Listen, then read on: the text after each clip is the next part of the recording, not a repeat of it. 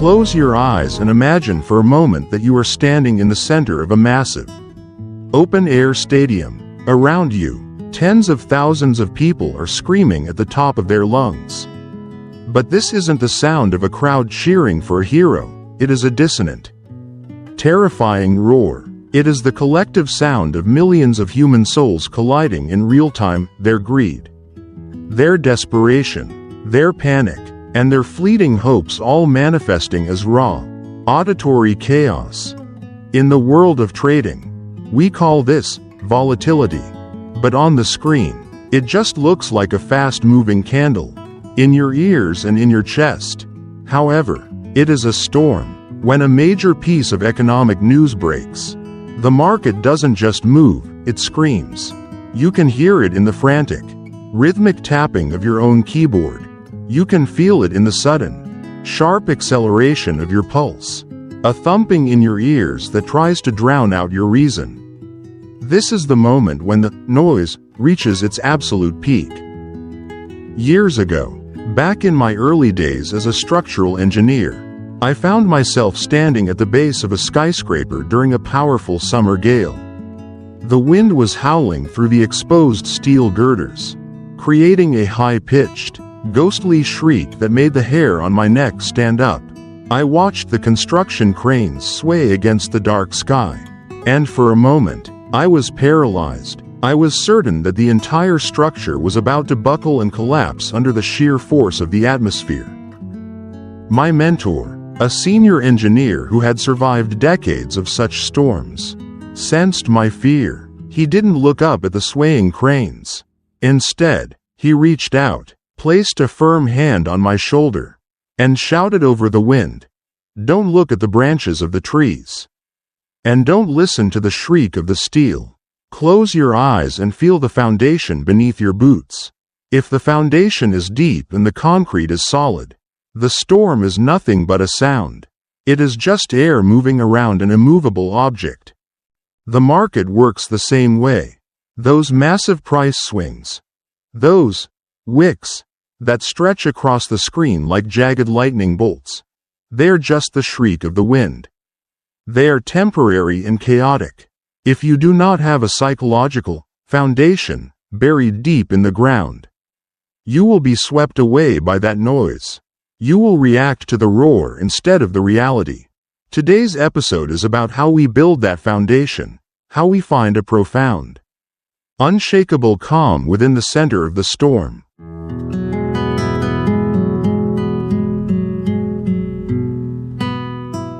How do you maintain your composure when your account and your sanity feels like it's being tossed around by a violent sea? The answer doesn't lie in how well you can predict the next wave. It lies in where you choose to anchor your mind. Most traders, especially when they are starting out, anchor themselves to the outcome.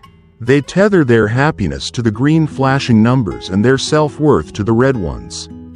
When you anchor yourself to the outcome, you are like a dry leaf floating on the surface of the ocean. You are at the total mercy of every ripple and every tide. When the market surges, you are ecstatic. When it crashes, you are devastated. You have no center. You are simply a reaction to a chaotic environment. To survive the long game, I had to learn to drop my anchor much deeper. I had to stop anchoring to the result and start anchoring to the process. Imagine a massive ship caught in a Category 5 hurricane. On the surface, the waves are 30 feet high. The hull is groaning under the pressure, and the wind is a deafening scream. It looks like total destruction. But deep beneath that ship, far below the reach of the wind and the crashing foam, there is a massive steel anchor biting into the ancient, unmoving bedrock. Down there, in the dark, it is silent. The anchor doesn't care about the storm on the surface. It has one job: to hold. In the most chaotic moments of a trading day, when the price is moving with a violence that defies logic, I stop asking myself, how much am I losing? Instead, I ask, am I following the blueprint? My anchor is the set of rules I wrote for myself during my hours of absolute clarity. Far away from the heat of the battle, when the storm hits, I don't negotiate with the market. I don't pray for the price to turn around. I don't look for signs in the noise. I simply execute what the anchor has already decided. There is a profound freedom in this. When you are anchored to your process, a losing trade is no longer a catastrophe. It is simply a part of the structural integrity of your system. You realize that calm does not mean the absence of the storm. Calm is when the storm is raging all around you, but inside your soul, there isn't even a ripple. You have successfully separated your value as a human being from the erratic movements of a candle. You have found the silence of the deep.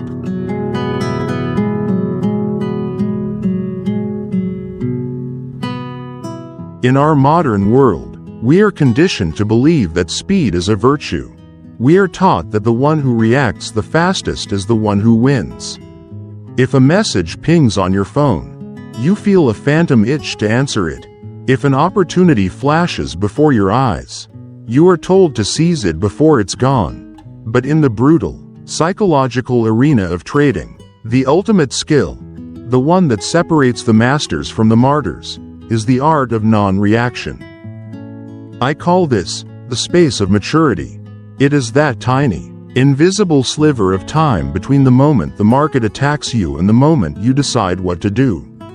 The amateur lives in a state of constant, frantic reaction. When the price spikes, they chase it. When it drops, they panic sell. They're like a marionette, their limbs jerked upward and downward by the invisible strings of the market's volatility. But as an engineer, I had to learn the value of a buffer. In mechanical systems, you don't want every vibration to translate directly into the structure. You need a shock absorber. You need something that can take the impact without passing the stress along. In trading, you are that shock absorber. There will be days when the market will go out of its way to provoke you. It will hunt your stop loss with surgical precision, only to immediately reverse and head toward your original target. It will print fake signals that look like a perfect textbook setup, only to trap you in a massive drawdown. It wants you to feel cheated. It wants you to feel a burning sense of injustice. Because the market knows a secret: if it can make you angry, it can make you lose control. An angry trader is a gambler, and a gambler is a victim. I have learned to sit in the silence of my room and simply watch these provocations happen. I don't shout at the screen anymore. I don't plead with the candles. Instead, I observe my own emotions as if I were a scientist watching a chemical reaction in a test tube. I feel the anger rising in my chest. I feel the tightness in my throat, and I do nothing. I let the feeling wash over me, and I wait. This non-reaction is your greatest weapon. When you cannot be provoked, you become the market's most dangerous opponent. You are no longer prey for the algorithms or the big players because you have removed the emotional hook they use to catch you. By choosing not to react, you have claimed absolute ownership of your soul. You are not a prophet who knows the future. You are a master who owns his own hand.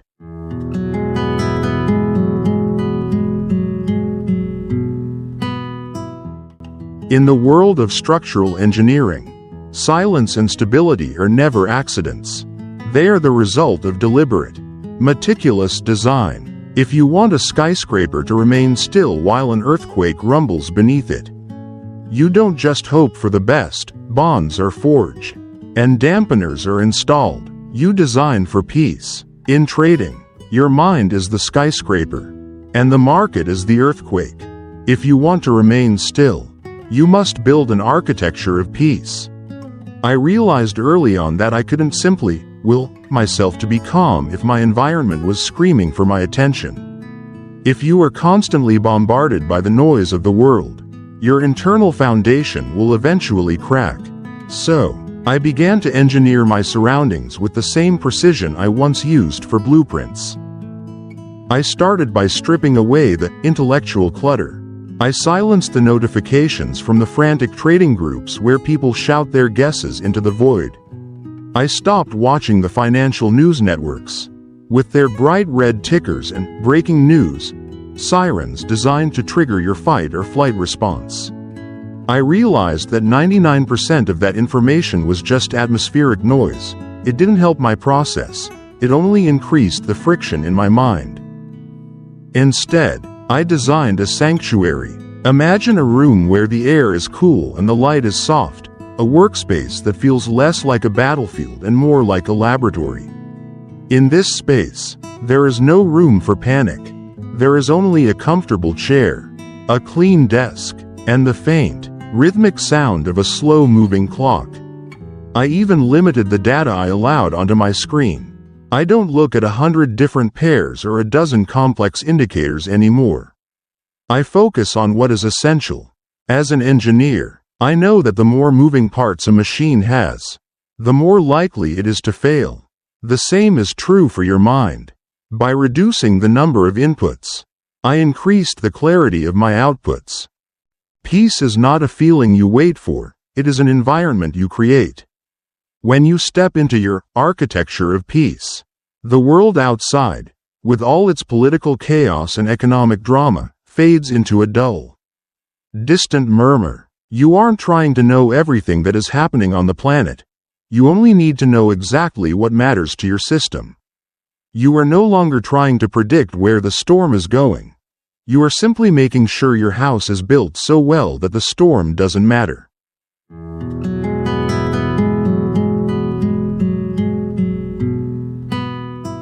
When the trading day finally comes to an end, whether it was a day of profit, a day of loss, or a day of simply waiting, I have a ritual. I step away from the monitors, put on my coat, and I walk. I don't go out to think about the charts or to replay my entries in my head. I walk to feel the cold air against my face and the solid, unyielding weight of the ground beneath my boots. Sometimes, the evening mist is so thick that I can only see a few feet in front of me. It is a perfect metaphor for the market. You can never see the whole path. You can never know what lies a mile down the road. But you don't need to. To keep moving forward, you only need to see the next step. You only need to trust that as long as you maintain your direction, the mist will eventually part. As I walk through the quiet streets of my neighborhood, I realize that the world may be in a state of constant, frenetic motion. People are rushing, markets are crashing, and the headlines are screaming for attention. But inside, there is a profound silence. This is the ultimate gift of the long game. It isn't just about the wealth you accumulate, it's about the person you become while you are waiting for it. If you can keep your head while everyone around you is losing theirs, if you can look at a devastating loss and a massive win with the same steady, indifferent gaze, then you have already won. You have achieved something that money cannot buy. A soul that is no longer for sale to the highest bidder of fear or greed. Whether you are currently up or down in your account, if you have maintained your internal architecture of peace today, you have succeeded. You have proven that you are the master of your own house. The numbers on the screen are fleeting. They come and go like the tide. But the strength you build by standing firm in the storm? That is permanent. That is the steel in your foundation. The mist doesn't scare me anymore. I have learned to find my way through it, one disciplined step at a time. I have learned that the most important trade I will ever make is the one where I exchange my chaos for clarity. Thank you for walking with me through the mist today. In the next episode, we will explore the loneliness of the long game, and why being alone is often the only way to truly find yourself. I am Walk Alone. Sleep well, trust your foundation, and stay strong. We will walk again tomorrow.